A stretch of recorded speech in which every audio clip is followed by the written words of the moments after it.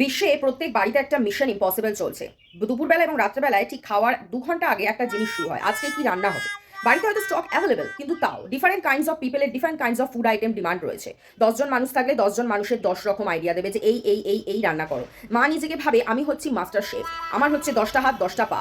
যতগুলো রান্না করতে বলবে সব করে ফেলবো। লাস্টে ফেড আপ হয়ে রান্না-বান্নায় কি আসে না, আলু ভাতে ভাত। মানে ভাবা যায় এত আলোচনার পর এই রেজাল্ট। যেন মনে হচ্ছে একেবারে পার্টির একটা মিটিং চলছে, মিছিল হবে, তারপরে ভোট নেব, তারপরে ভুলে যাব জনগণকে। ঠিক এই রকম একটা আবদার রয়েছে। ঠিক আছে, যেন বিগ বস চলে রীতিমতো, যেন মনে হয় পাড়ার মোড়ের কোনো ঝগড়া, একেবারে বিশাল তুমুল ঝগড়া ১০ জনের সাথে মায়ের লেগে যাচ্ছে।